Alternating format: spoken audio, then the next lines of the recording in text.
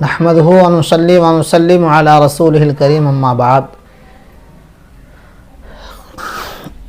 الحمدللہ قربانی کا وقت قریب ہے اور اس سلسلے میں مسلمانوں کی فکریں بیدار ہو رہی ہیں۔ لاک ڈاؤن اور مختلف پابندیوں کی وجہ سے لوگوں کو فکر لاحق ہے کہ ہم قربانی کیسے کریں گے۔ اس سلسلے میں مختلف جگہوں سے لوگوں کے سوالات آ رہے ہیں کہ ہم اس سال قربانی کیسے کریں گے، یا قربانی کی جگہ اس کی قیمت صدقہ کر دی جائے تو کیا حکم ہے؟ تو اس کا جواب یہ ہے کہ قربانی کے دنوں میں قربانی ہی کرنا واجب ہے، اسی سے یہ وجوب ادا ہوگا جن پر واجب ہے،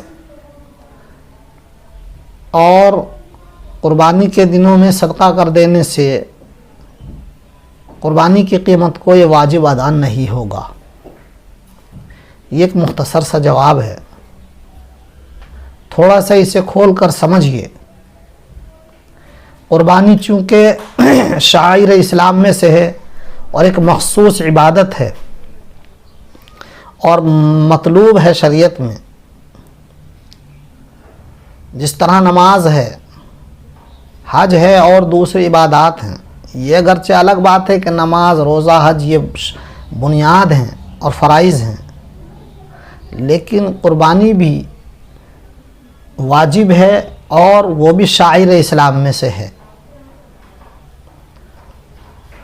اور حدیث پاک میں ہے کہ قربانی کے دنوں میں اللہ تعالیٰ کو قربانی کا جانور ذبح کرنے اور اس کا خون بہانے سے زیادہ محبوب اور پسندیدہ کوئی عمل نہیں، اور آج تک اس پر امت کا عمل چلا آ رہا ہے، توارث تعامل ہے اور تواتر ہے کہ برابر امت اس پر عمل کرتی آئی ہے کہ قربانی کے دنوں میں قربانی کرتے رہے ہیں۔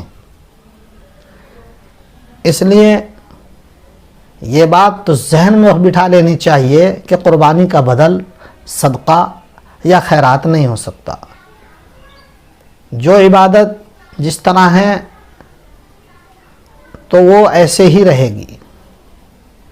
یہ سوال اگرچہ اب لاک ڈاؤن اور وقتی حالات کے اعتبار سے زیادہ آ رہا ہے، لیکن معترضین نے تو پہلے بھی اس طرح کے سوالات کیے ہیں کہ اتنی قیمت جو ہے وہ قربانی میں صرف ہو جاتی ہے، اگر غربا پہ تقسیم کی جائے اور کام کیے جائیں تو بہت کام ہو سکتے ہیں۔ اور بعض لوگوں نے تو اس سے آگے بڑھ کر حج کے بارے میں بھی کہا تھا کہ حج پہ اتنی موٹی رقم ہوتی ہے خرچ، اس کو بھی ضرورت مندوں کو دے دیا جائے، لیکن ظاہر ہے کہ ہمارے علماء نے بر وقت اس پر تنبیہ فرمائی اور کہا یہ نہیں ہو سکتا۔ پھر ایسے تو دین چونچو کا مربع ہو جائے گا، اپنی مرضی پر عمل ہو جائے گا۔ حج فرض ہے تو وہ ادا کرنا ہی ہوگا، اس کی قیمت خیرات کرنے سے فرض ذمے سے ادا نہیں ہوگا۔ اسی طرح قربانی ہے تو وہ ادا کرنی ہی ہوگی اگر ذمے میں واجب ہے، اس کی جگہ میں صدقہ خیرات کرنے سے قربانی کا وجوب ساقط نہیں ہوگا، قربانی کا واجب ذمے سے نہیں اترے گا، چاہے وہ کتنی ہی موٹی قیمت صدقہ اور خیرات کر دے۔ یہ بات سمجھ لینی چاہیے۔ تو یہ ضروری ہے اس لیے کہ قربانی شعائر اسلام میں سے ہے، عبادت مخصوصہ ہے، خاص عبادت ہے۔ قربانی کے دنوں میں قربانی ہی کرنا ضروری اور واجب ہے، لہذا ہمیں پوری اس بات کی کوشش کرنی ہے قانونی دائرے میں رہ کر کہ قربانی کرنے کی اجازت دی جائے۔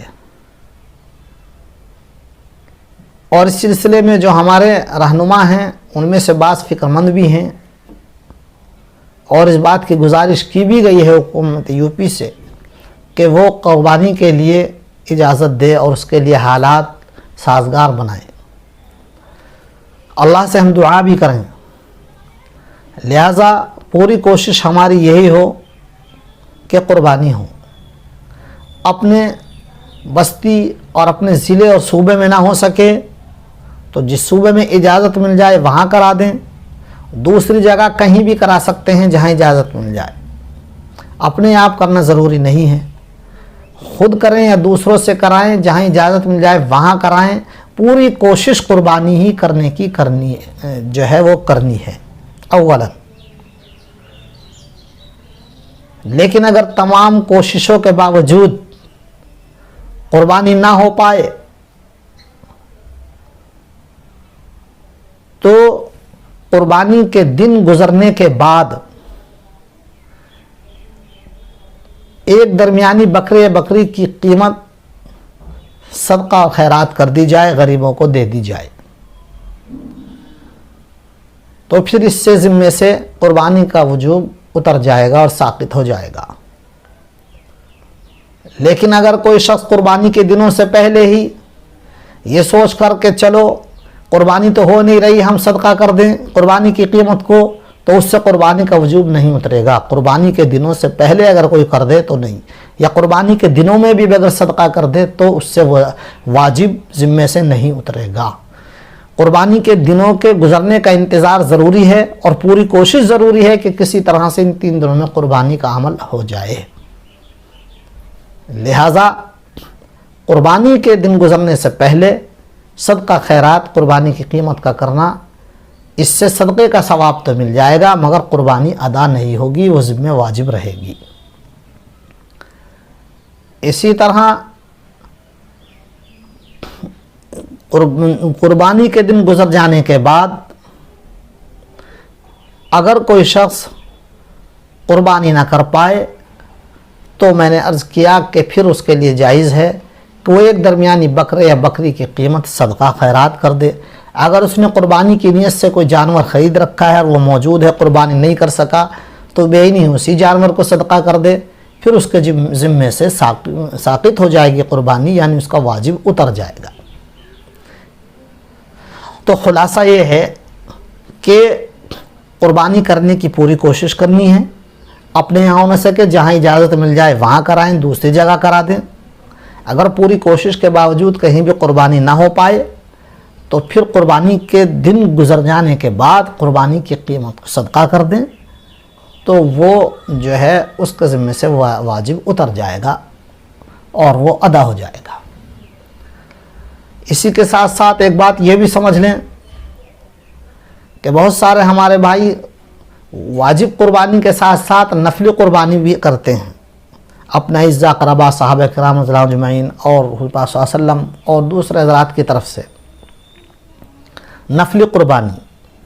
تو اگر کوئی نفلی قربانی نہ کرنا چاہے اور اس کی جگہ وہ پیسے دے دے تو صدقہ خیرات کر دے تو یہ جائز ہے، کیونکہ نفلی قربانی ہے، وہ اس میں قربانی کا اجر تو نہیں لیکن ہاں صدقہ خیرات کا اجر مل جائے گا انشاءاللہ۔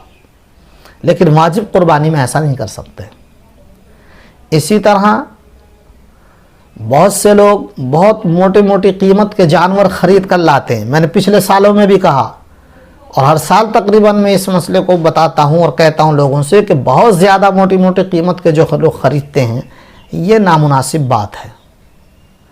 ایک ایسا جو دیکھنے بھالنے میں اچھا موٹا اور فربے ہو، خوش ہو، نما ہو، بس وہ لے لیا جائے، اور جو بہت موٹی قیمت کے لوگ لاکھوں روپے کا جانور خریدتے ہیں اور اس میں ایک قربانی یا 7 قربانیاں ہوتی ہیں، تو وہ نامناسب بات ہے۔ بہتر یہ ہے کہ اس میں جتنے جو ہے خوبصورت دل کو بھانے والا موٹا تازہ ایک درمیانی قیمت کا جانور وہ بہتر ہوتا ہے ہر ایک آدمی کی اپنی حیثیت کے اعتبار سے۔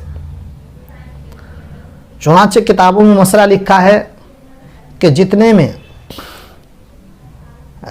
جو ہے 2 جانور صحیح سالم خوبصورت صحت مند 2 جانور قربان ہو سکتے ہوں، اتنی قیمت کا اگر کوئی بہت زیادہ بڑا جانور خرید کر قربانی کرے تو ایک جانور بہت بڑا موٹا خرید کر وہ بہتر ہے، یا شرائط پائے جانے والا صحت مند درمیانی قیمت کا جو دل کو بھی بھائے خوبصورت اچھا جانور 2 اتنی قیمت میں مل جائیں تو وہ بہتر ہے۔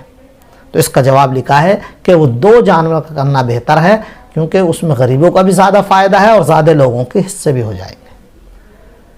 تو اس لیے جو بہت زیادہ اس طرح کے جو ہے قربانی کے اندر بہت زیادہ رقمیں خرچ کرتے ہیں تو اب لوگ پریشان ہیں، اس اعتبار سے بھی بہتر اور مناسب ہیں کہ زائد ضرورت سے زائد خرچ نہ کر کے اس کو غریبوں میں تقسیم کر دیں۔ تو بہرحال 2-3 سوال یہ ہو گئے، اس کے جوابات ہو گئے۔